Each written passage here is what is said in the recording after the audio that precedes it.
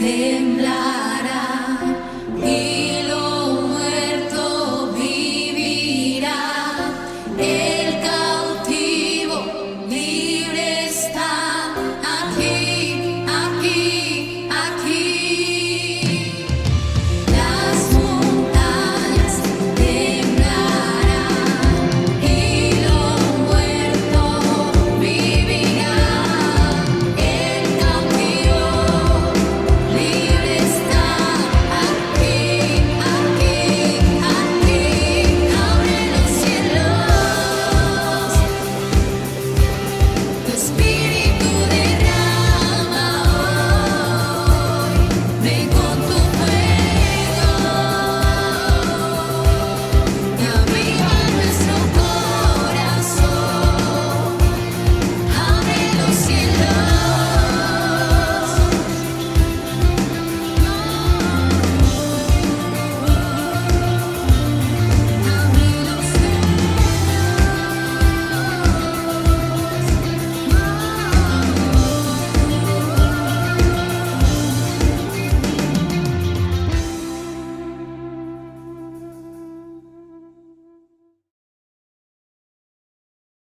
Bueno, hermanos, bendiciones en este miércoles. Espero que hoy Dios lo haya bendecido de una manera sobreabundante, que haya visto la mano de Dios, el poder de Dios, el gozo de Dios, esa llenura del Espíritu Santo y se haya manifestado en tu vida y Dios se haya manifestado con milagros, señales y maravillas.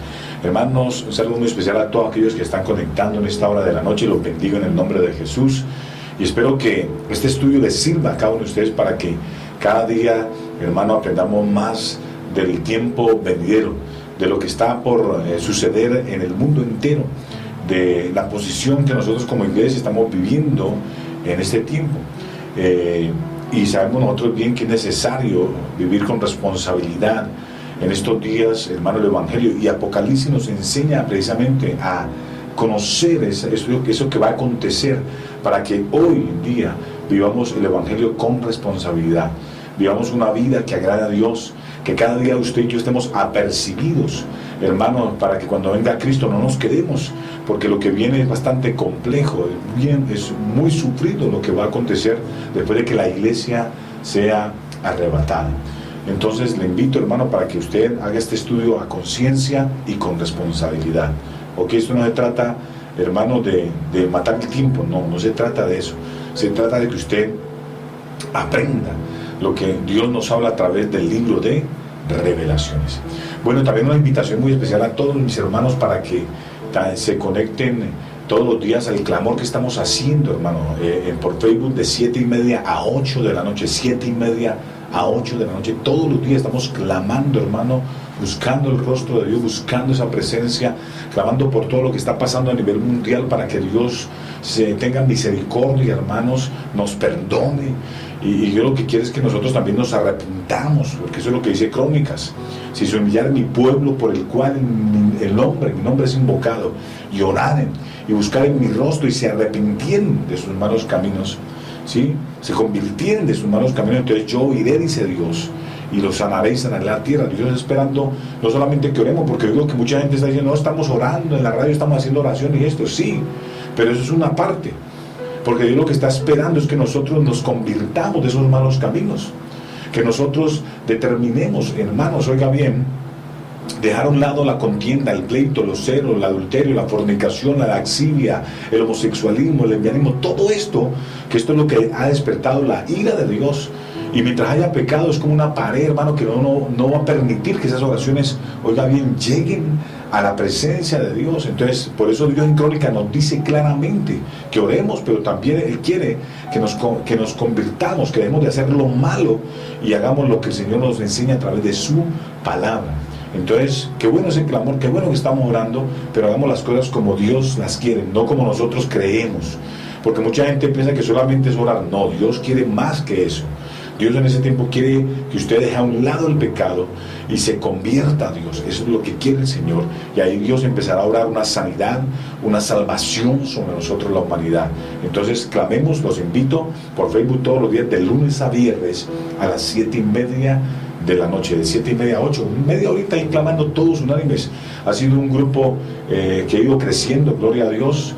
Hemos visto también la respuesta de Dios desde el tiempo que hemos venido clamando. Hermanos me han contado de milagros que han experimentado, de bendiciones económicas, de bendiciones de empleo. Así que lo invito para que haga parte de este tiempo de clamor y vea también la mano, el poder y la misericordia de Dios sobre tu vida.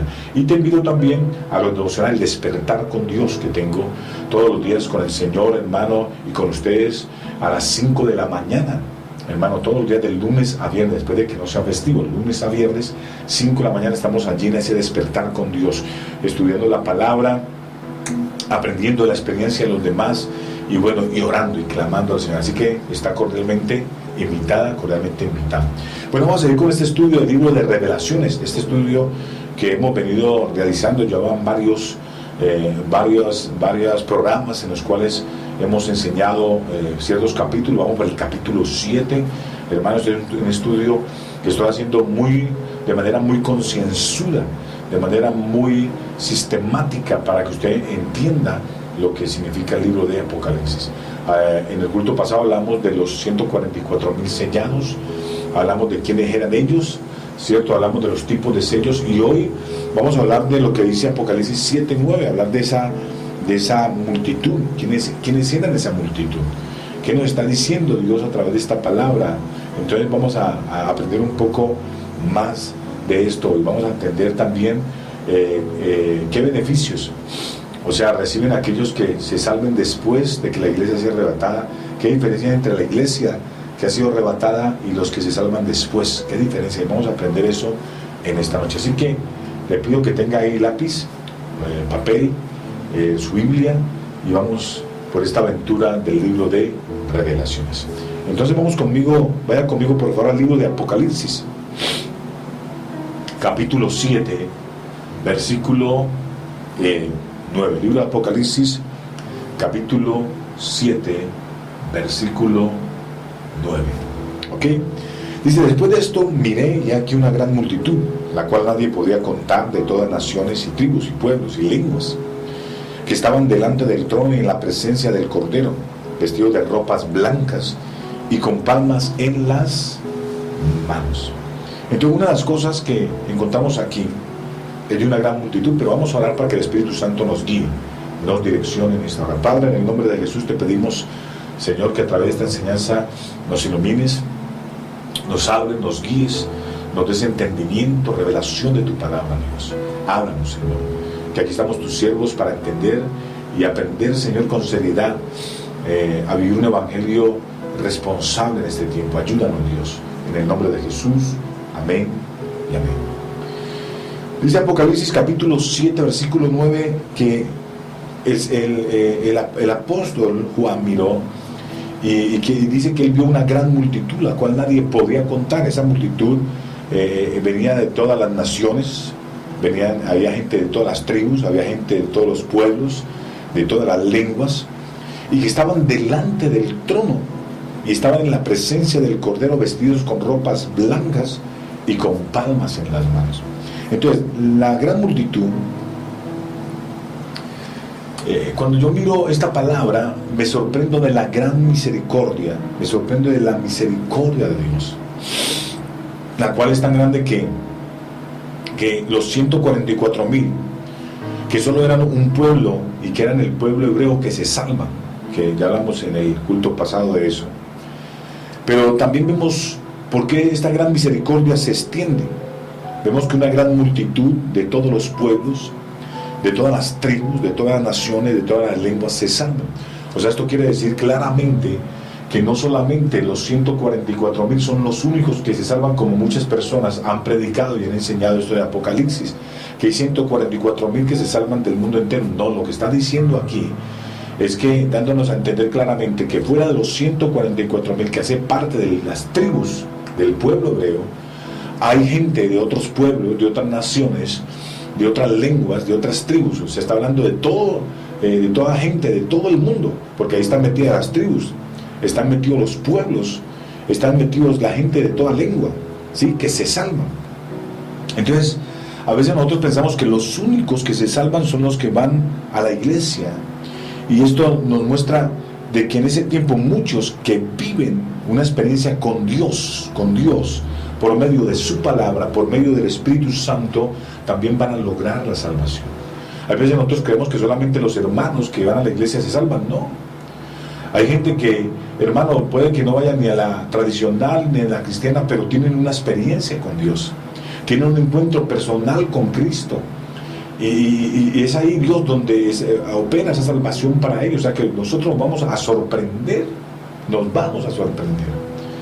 porque ahí vemos nosotros la gran misericordia de Dios. Por eso nosotros no podemos determinar quién se salva y quién no se salva. No podemos nosotros juzgar a nadie si se salvó o no se salvó, porque eso solamente le compete al Padre. Hay veces me han dicho, hermana, ¿será que ese hermano se salvó o no se salvó por esto, por aquello? No, hermano, yo no puedo juzgar esa situación, porque uno no sabe a las últimas instancias, a los últimos segundos, minutos de la vida de esa persona, si esa persona ahí tuvo una relación fuerte en ese instante con Dios, en la cual se arrepintió, en la cual se convirtió, y puede haber sido el pecador de los más pecadores, el violador de los más violadores, pero esa determinación la toma totalmente Dios. Entonces muchos allá en el cielo tal vez nos vamos a llevar grandes sorpresas. Ahora bien, dice que el lugar de esta multitud de salvados estaban delante de ¿dónde? Delante del trono y en la presencia del Cordero, ¿sí? Lo cual dice que tenían un contacto sin intermediario con el trono. O sea, esta gente que se salva después de que la iglesia sea arrebatada, van a tener un contacto con el trono de Dios sin intermediario, ¿sí? Sin intermediario, porque ellos estaban de pie delante del trono, sin intermediarios. Sus vestiduras, ellos hablan de que tienen una vestidura blanca y limpia. Esa vestidura, recordemos que simboliza la justicia de los santos, en la que también está vestida la iglesia. La Biblia nos habla, cuando habla de vestiduras blancas, habla de la manera como está vestida también la iglesia. Leemos un texto bíblico, Apocalipsis capítulo 19 versículo 7. Apocalipsis 19, 7. Por eso el Señor nos manda a nosotros a ser santos. Cada día tenemos que ser santos, porque Él es santo. O sea, vestirnos de pureza, colocarnos esas vestiduras blancas. Miren, Apocalipsis 19, 7 dice: alegrémonos, llenémonos de gozo y alabémoslo, porque ha llegado el día de la boda del Cordero. Ya está lista su esposa, la cual es la iglesia, ¿sí? Entonces, dice el versículo 8: Dios la ha vestido de lino fino, limpio y brillante. Entonces vemos que esa vestidura es el lino fino, limpio y brillante. Así está vestida la iglesia. Cuando lleguemos a nosotros, allá vamos a estar vestidos con una vestidura, valga la redundancia, blanca, de lino fino. Estaremos vestidos precisamente con la ropa adecuada para casarnos con el Cordero. La iglesia, recuerden que nosotros somos la novia de Cristo, y allá arriba va a haber una boda con el Cordero. Ahora, la ropa blanca es el símbolo de la pureza, la santidad y la perfección. Escúcheme bien, la ropa blanca es el símbolo de la pureza, la santidad y la perfección. Por eso usted mira que en la Biblia habla precisamente de la ropa blanca, ¿sí? Hay otro ejemplo, digamos, cuando Jesucristo estuvo en el monte de la transfiguración, dice que su rostro resplandeció, fue un blanco deslumbrante, porque ese es el reflejo precisamente de la pureza, de la santidad y de la perfección. Ahora, leyendo Apocalipsis 19, 7, encontramos, dice claramente, dice: después de esto miré, y aquí una gran multitud, la cual nadie podrá contar, de todas las naciones y de tribus, pueblos y lenguas, que estaban delante del trono y en la presencia del Cordero, vestidos de ropas blancas y con palmas, ¿qué? En las manos. Entonces, esas hojas de palmas, las palmas en las manos de los salvados, es el símbolo de ¿qué? De gozo, porque se han zafado del Egipto del anticristo. Recordemos que esta gente va a ser perseguida por el anticristo. Después de que la iglesia sea arrebatada, el anticristo va a traer paz por 3 años y medio. Después se va a manifestar como es, va a haber guerras, conflictos, ya lo hablamos nosotros en los sellos, muerte, y va a empezar una persecución fuerte hacia los que van a predicar el evangelio, que son los hebreos, y son esta gente, esa multitud de pueblos que son aquellos que se quedaron porque no vieron en el tiempo de la iglesia, no vivieron un evangelio, hermano, agradable a Dios, sino un evangelio liviano, un evangelio tibio. Y entonces todos van a reconocer que lo que está en la Biblia era totalmente cierto, y van a empezar a predicar el evangelio, van a empezar a levantarse en contra del anticristo, y van a tener que morir con una muerte terrible. Su vida va a ser la expiación misma, hermano, ya que no quisieron aceptar el sacrificio de Jesucristo. Claro que Jesucristo, te explico, él mismo los salva en este caso. Entonces, las hojas de las palmas significan el símbolo de gozo, porque se han zafado ¿de qué? De Egipto, del anticristo, ¿sí? Porque fueron libertados de ese yugo, de esa persecución que tenía el anticristo con ellos. Ahora sus aclamaciones, Apocalipsis 7:10, leamos sus aclamaciones. Apocalipsis capítulo 7, versículo 2 dice: y clamaban a gran voz, y diciendo: la salvación pertenece a nuestro Dios que está sentado en el trono y al Cordero. Y todos los ángeles estaban en pie alrededor del trono y de los ancianos y de los 4 seres vivientes, y se postraron sobre sus rostros delante del trono y adoraron a Dios, diciendo: amén.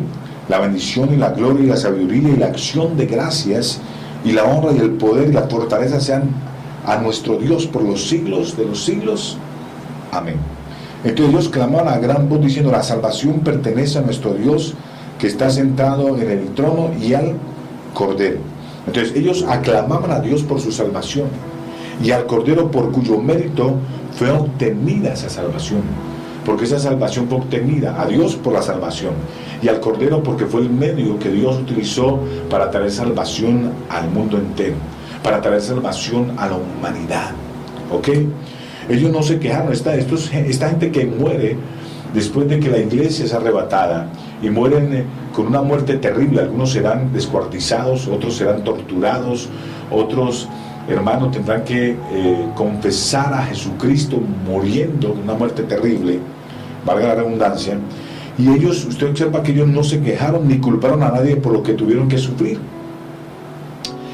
y experimentar, porque ellos experimentaron horas tan amargas, sino que ellos se habían persuadido de que las aflicciones, o sea, lo que alguna vez el apóstol Pablo había dicho, esta gente en ese tiempo se persuadirá del tiempo presente, y esas aflicciones del tiempo presente no son comparables con la gloria venidera que ellos están manifestando en ese momento. Y eso lo dijo el apóstol Pablo en Romanos 8:18. A eso se refiere el apóstol Pablo en este texto, porque esas aflicciones que ellos van a seguir no se van a comparar con la gloria que van a experimentar al haber alcanzado la salvación.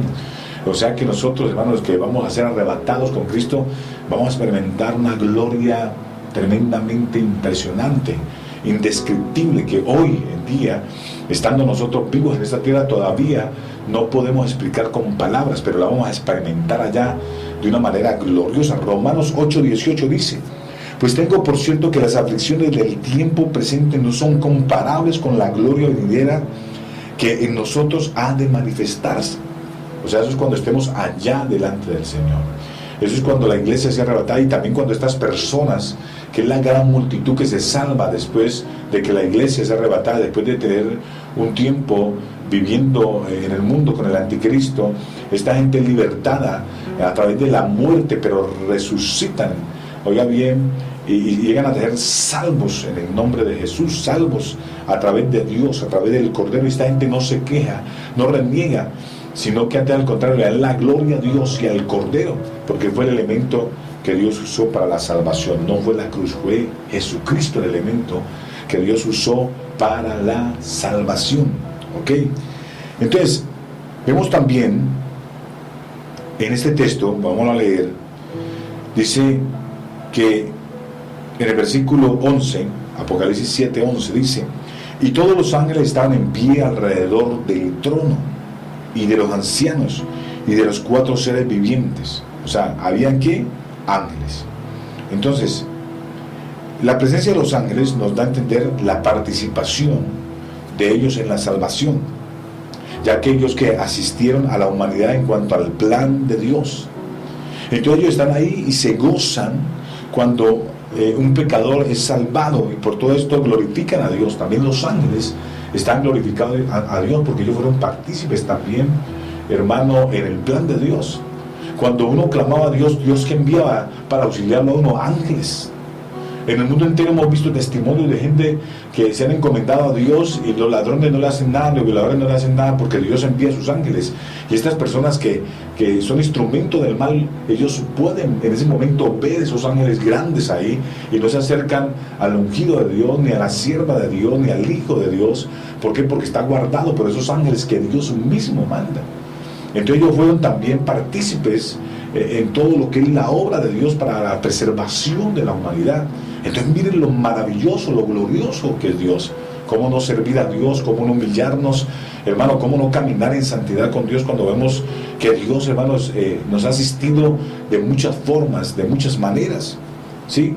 Miremos un ejemplo en Lucas capítulo 15, versículo 10 dice, Lucas capítulo 15, versículo 10 dice: así os digo que hay gozo delante de los ángeles de Dios por un pecador que se arrepiente. Los ángeles también se gozan cuando un pecador que se arrepiente, hermano. O sea, hay que fiesta allá en los cielos cuando un pecador que se arrepiente. Hay gozo cuando un pecador se arrepiente allá en los cielos por los ángeles. En Hebreos capítulo 1, versículo 14, miren lo que dice: no son todos espíritus ministradores enviados para servicio a favor de los que serán herederos de la salvación. O sea, Dios mandaba estos espíritus enviados por Dios al servicio de ¿qué? De aquellos que serían salvos, herederos de la salvación, o sea, nosotros. Por eso Dios, cuando es revelada esta palabra al apóstol Juan, y el apóstol Juan ve los ángeles que se gozan y glorifican a Dios y al Cordero allí, es porque ellos también se gozan de ver cuando esta humanidad se ha salvado. Cuando estas personas, a pesar de que en el tiempo de la iglesia había un evangelio tibio y no se arrepintieron, no se convirtieron, entonces Dios les da otra oportunidad. Por eso vemos la extensa misericordia de Dios y le da otra oportunidad para que lleguen a ser salvos. Increíble lo que Dios hace. Ahora, ¿quiénes son? ¿Y de dónde han venido esta multitud de personas? Miremos Apocalipsis 7:13, dice: entonces uno de los ancianos habló diciéndome, estos que están vestidos de ropas blancas, ¿quiénes son? ¿Y de dónde han venido? O sea, es la pregunta que le hace el ángel a Juan, pero Juan no puede responder. Y entonces el mismo Señor le dice, y yo le dije, Señor, tú lo sabes. Y él me dijo, entonces son los que han salido de la gran tribulación y han lavado sus ropas y las han emblanquecido en la sangre del Cordero. Son los que habían venido de la gran tribulación. Ahora, ¿quiénes son esos? Mire lo que dice. Entonces aquí encontramos que el mismo Dios le da la respuesta a Juan. Le pregunta, pero Juan no sabe cómo responder. Entonces uno de los ancianos le dice, estos que están vestidos de ropa blanca, ¿quiénes son? ¿De dónde han venido? Y entonces el apóstol dice, yo le dije, Señor, tú lo sabes. Y él me dijo, entonces él ahí le contesta. Y le dice, son los que han salido de la gran tribulación y han lavado sus ropas y las han emblanquecido en la sangre del Cordero. O sea, ellos han tenido que morir confesando a Cristo. O sea, al confesarlo, a través de esa confesión a Cristo, es que obtienen la salvación. Ellos tienen que ser sacrificados. Y a través de esa confesión es que logran ser salvados por Jesucristo.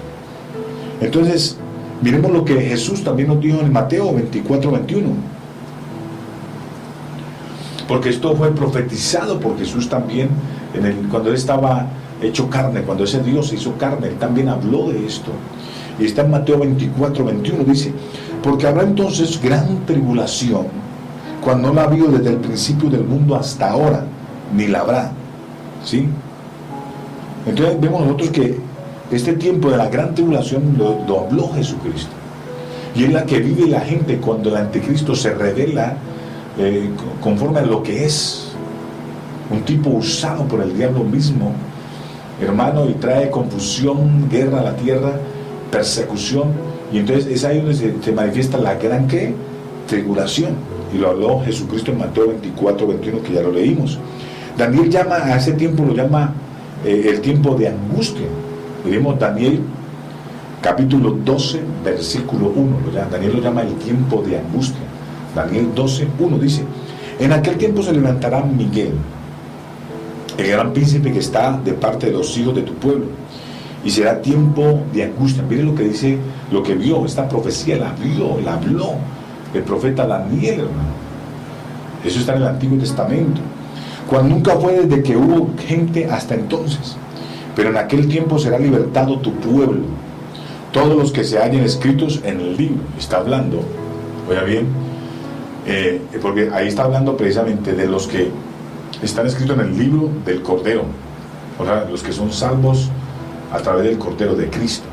Y está hablando del pueblo hebreo, los 144,000.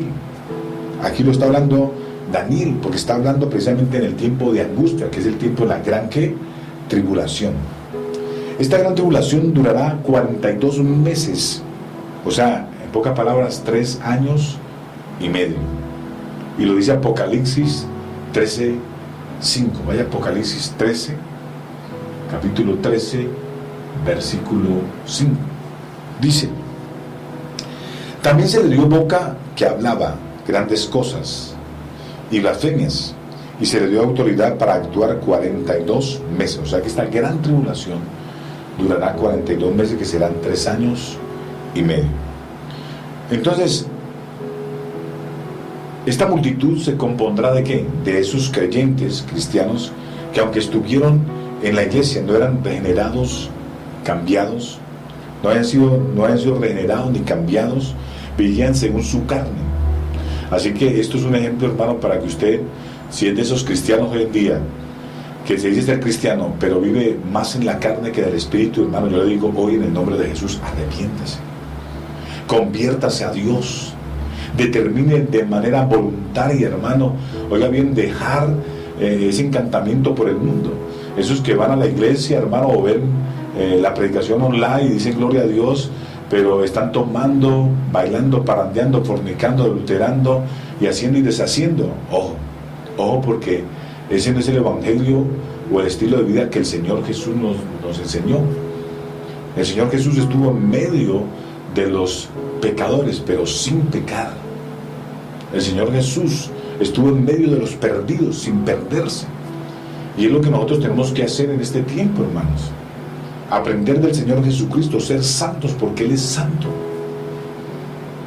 ser esos verdaderos embajadores de Cristo aquí en la tierra.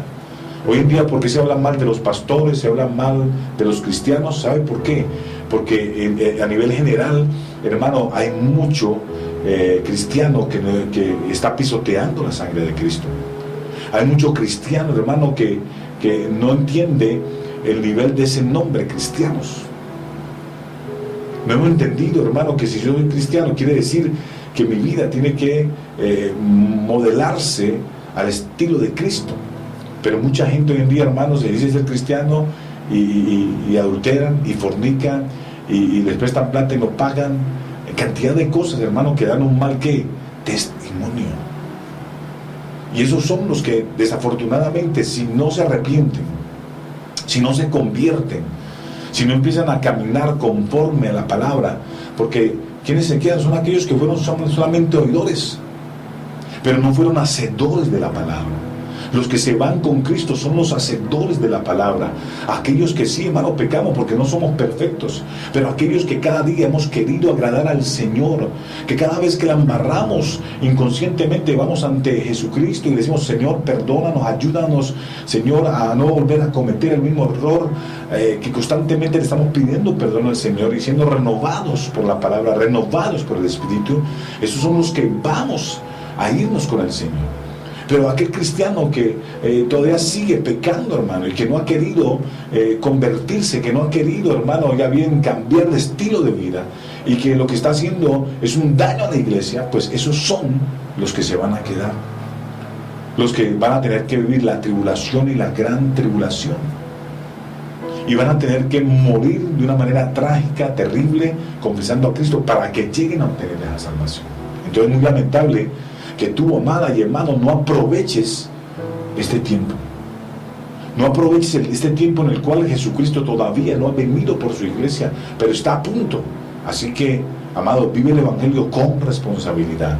Vive el Evangelio, hermano, como debe ser, preparado para la venida de Cristo. Ahora bien, en cuanto al Señor, estas personas que los que en ese tiempo pues se quedaron, que fueron esa gran multitud, eran indiferentes, eran despreocupados en el momento del arrebatamiento de la iglesia. Ellos se quedaron porque eran despreocupados, eran indiferentes ante las cosas de Dios, no predicaban la palabra, hermano, iban a la iglesia cuando querían, no leían la Biblia, no oraban. Y recuerden que lo que yo siempre he dicho, lo que he estado diciendo últimamente, que vivir sin oración es vivir sin Dios. Vivir sin oración es vivir sin Dios. Usted tiene que hacer que la oración sea la llave en la mañana que abre las puertas, y que sea también el cerrojo en la noche, hermano, para que usted duerma tranquilo, confiado en Dios. Entonces, por eso tenemos que orar y no menguar en nuestra manera de estar en la presencia del Señor. Entonces, esta gente se quedaron, esta multitud, y viendo ellos que lo que sucederá, muchas personas se convertirán de corazón, esta multitud se convertirá de corazón, aceptarán los sufrimientos por Cristo y la muerte de mártires, pero serán ¿qué? Salvados. Ellos aceptarán, dirán, uy, lo que nosotros no tomamos en serio, ahora lo van a tomar en serio, y van a morir siendo sacrificados como mártires, y van a lograr esa salvación. Entonces, entre estos creyentes y la iglesia arrebatada hay una gran diferencia.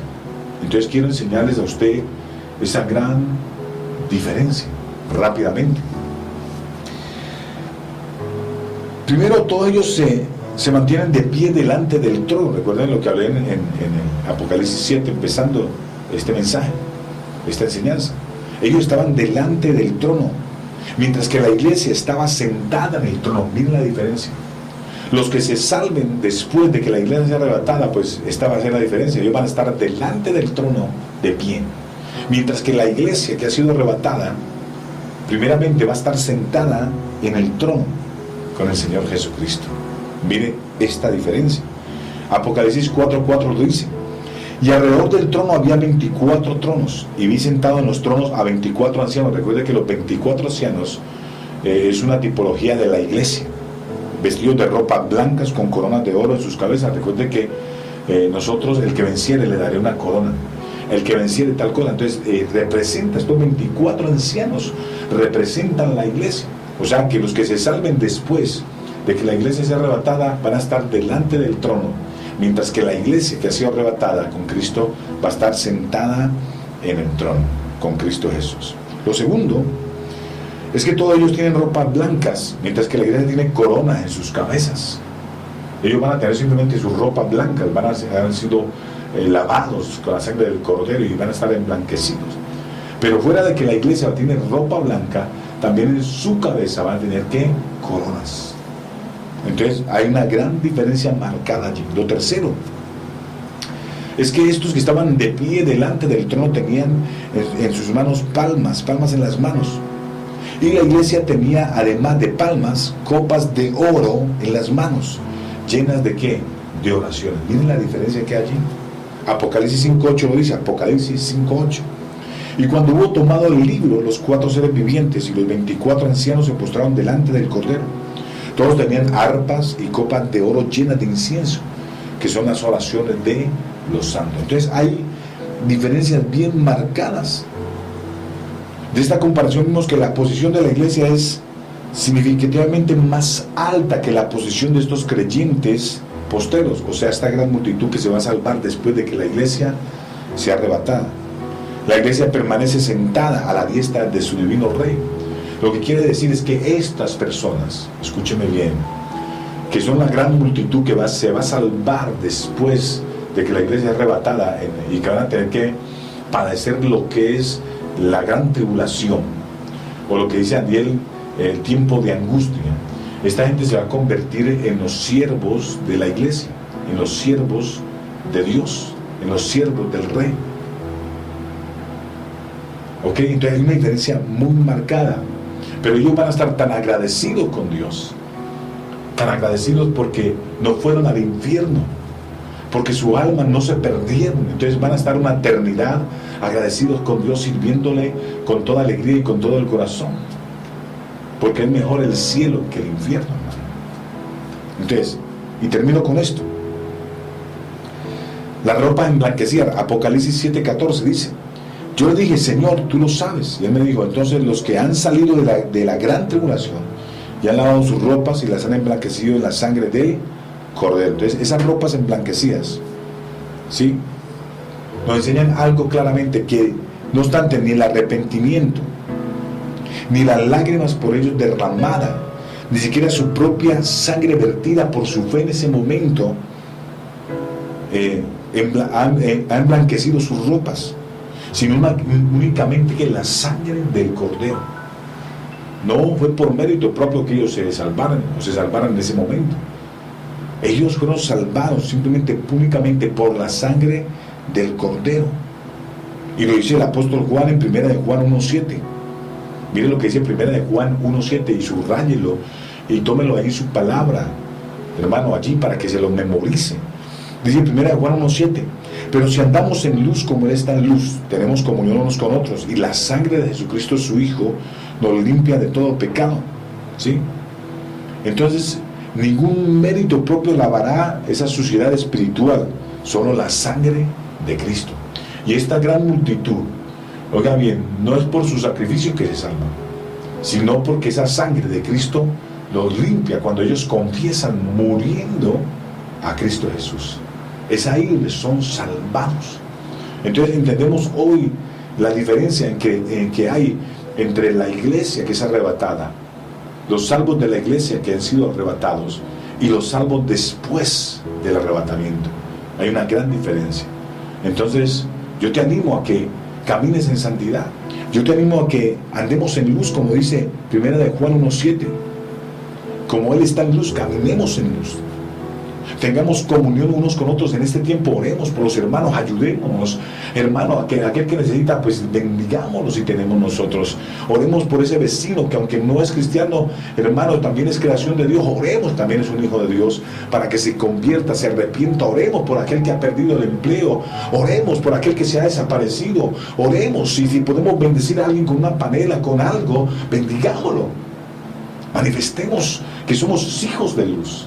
Manifestemos que, hermano, esa sangre de Cristo también está en nosotros, y que Dios nos guarda también para hacer la obra aún en medio de la pandemia. Y estemos simplemente que cuando Jesucristo venga por nosotros, pues se encuentre una iglesia preparada, haciendo la obra que nos ha mandado hacer, hermanos. Entonces aquí entendemos que hay un gran premio para aquel que en este tiempo ha determinado vencer el mundo, la carne, las tinieblas. El vencedor yo le daré. Usted mira Apocalipsis, los primeros capítulos, el Señor da una promesa: al que venciere, el que venciere. Porque Él quiere que la iglesia de este tiempo dejemos de ser una iglesia tibia. Por eso el Señor nos habla claramente que el último tiempo de la iglesia, que es la Odisea, que estamos nosotros, Él nos da especificaciones, que nosotros tenemos que comprar oro refinado, o sea, la fe, que nosotros tenemos que utilizar colirio para ser direccionados y ver las cosas como nos las muestra el Espíritu Santo de Dios, que nosotros tenemos que, hermano, oiga bien, caminar conforme a la voluntad de Dios, hermano. Entonces tengamos en cuenta esos detalles que Jesucristo nos da para la iglesia de este último tiempo.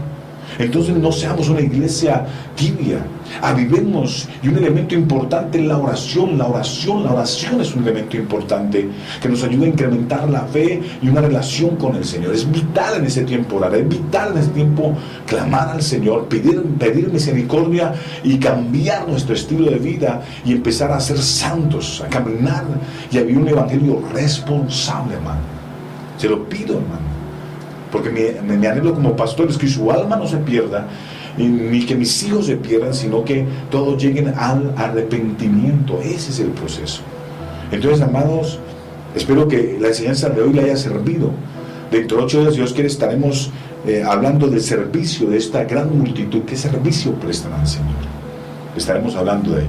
Así que incline su rostro, vamos a orar para que el Espíritu Santo nos guíe, nos direccione a través de esta palabra, y la meditemos en esta semana, y queramos nosotros decir, no, Señor, yo no quiero ser de esa gran multitud que se salva después, Señor, muriendo de una manera terrible. No, yo quiero ser de aquellos que por las buenas, Señor, determinamos serte fiel en este tiempo, ser obedientes, desechamos el mundo, desechamos todo aquello que trae condenación para nuestra vida. Que usted tome una decisión en serio. Recuerde que la palabra dice que el mundo pasa y sus deseos, pero el que hace la voluntad de Dios permanece para siempre. Así que haga la voluntad de Dios. Deje de ser tan necio, tan terco, tan obstinado, y suelte el mundo, hermano, y determine agradar a Dios, que es lo que Dios está esperando en este tiempo. Padre, en el nombre de Jesús, te doy gracias, Señor, por esta enseñanza de hoy. Gracias a Dios, porque yo sé que tú nos has enseñado, has abierto nuestros ojos para que entendamos el tiempo que viene, Señor.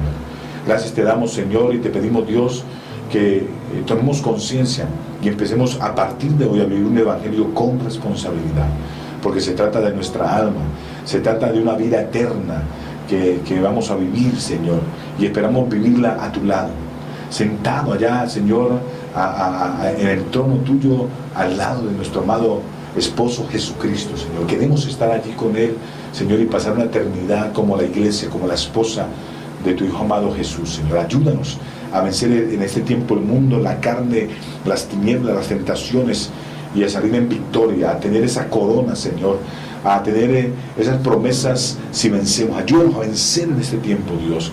Ayúdanos a llevar la palabra. Levántanos cada día en oración, Señor, para recibir tu palabra, Dios. En el nombre de Jesús. Amén, amén y amén. Bueno, amados, entonces vamos a orar por los diezmos, por las ofrendas. Le pido que en esta hora levante tu diezmo, levanta tu ofrenda en el nombre de Jesús. Recuerda que la palabra de Dios dice que Dios ama al dador que alegre, que es mejor dar que recibir. Jesucristo dijo: al César lo que es del César, y a Dios lo que es de Dios. Entonces, hermanos, sea fiel con esos diezmos, a ofrendas. ¿Por qué? Porque es la manera en que podemos sostener ese local que tenemos allá. Sabemos que prontamente las iglesias, las sedes van a ser abiertas. En esta semana estoy gestionando para conectar nuevamente en internet.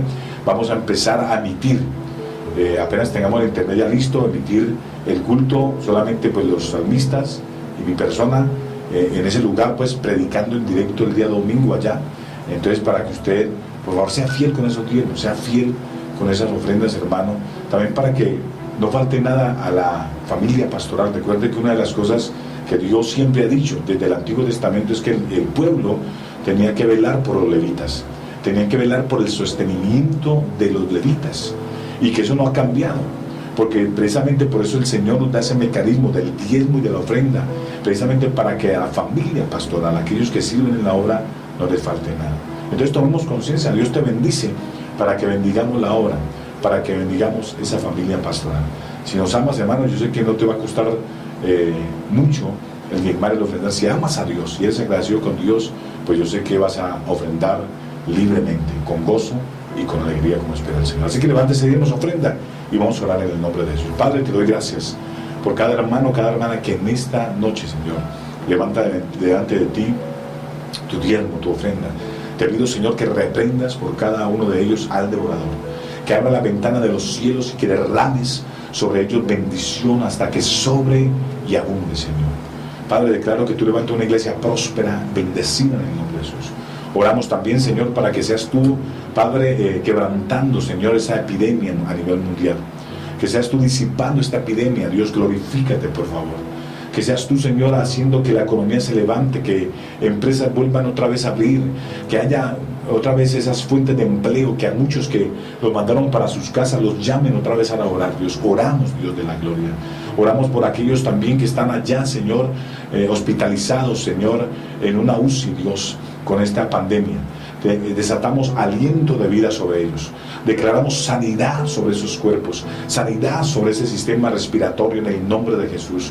Oramos a aquellos hermanos que están en cuarentena en sus casas, que están con una gripa, con una virosis. Reprendemos una enfermedad y declaramos sanidad sobre ellos en el nombre de Jesús. Amén, amén y amén. Bueno, amados, mil bendiciones.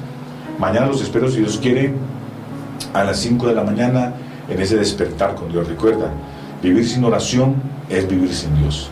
Recuerda, tú tienes que hacer de la oración esa llave que abre puertas durante el día, y tienes que hacer de la oración ese cerrojo en la noche para que duermas tranquilo, confiado, porque Dios velará tu sueño. Mil bendiciones, Dios les guarde y espero que cada día Dios los sorprenda con milagros, señales y maravillas.